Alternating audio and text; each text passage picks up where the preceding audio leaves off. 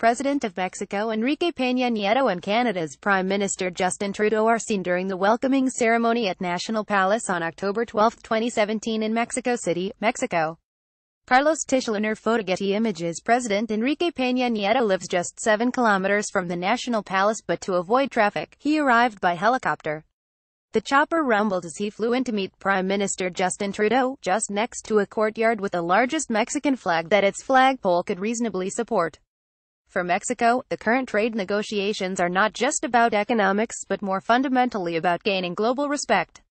Donald Trump slanders the country at his leisure, and Canada could do a devilish deal with Americans to undermine the agreement that was intended to be Mexico's in the first place.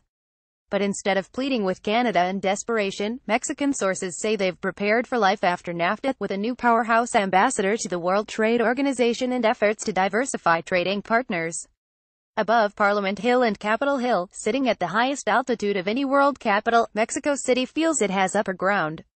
There have been voices in Canada that 95% of the problem is Mexico, and that's not true, says Andrés Rosenthal, who was Deputy Minister of Foreign Relations during the original negotiations.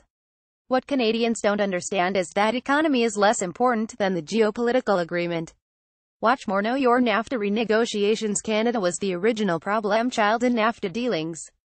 It long held a respectful indifference toward Mexico, as a former Mexican ambassador once said, and when Canada changed its mind, mostly for security reasons, Mexico was miffed.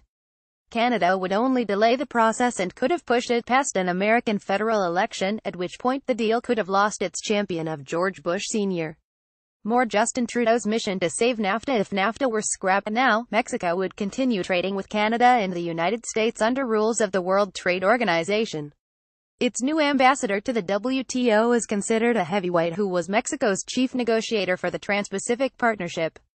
The president also recently hosted the Foreign Affairs Minister of Qatar and will meet in 2 weeks with the Economic Minister of Russia. There's a tendency to think of Mexico as this pretty thing, sort of avocados and tomatoes, but it has ventured into these advanced technological industries, says Laura McDonald, a Canadian political scientist who studies NAFTA. I think part of this game is Mexico's search for respect. NAFTA was expected to lead to economic surge in Mexico, and although that didn't happen, the agreement has led Mexico to a trade surplus with Americans, at about $63 billion and rising. The economy has shifted from oil towards producing machinery, medical and optical instruments and furniture and bedding, and since Canada more closely competes with the U.S. on softwood lumber and cars, in a way you're at greater risk, says Luis de la Calle, a Mexican economic advisor who flew to the negotiations in Washington Friday. If the United States turns protectionist, it will also turn protectionist against Canada. Related. Trudeau flies to Mexico amid fears NAFTA could end. Working in the office of President Peña Nieto, one staffer says Mexico has been trying to convince Trudeau to visit since he got elected. It took a trade crisis to get him there, and the staffer, who observed the meeting, said they divided the 90-minute conversation into two, the first half discussing NAFTA, the second half discussing Indigenous women, climate, energy and migration. Some Mexicans worry about this North America free trade disagreement, concerned that Mexico put all its eggs, and sugar, soybeans, appliances, economy, in one basket. Senator Dolores Padierna recalls a recent meeting between the Senate of Mexico and the Secretary of Foreign Affairs. When he spoke about Canada's role in NAFTA, Padierna was the only one who stood up to say they could get thrown under the bus.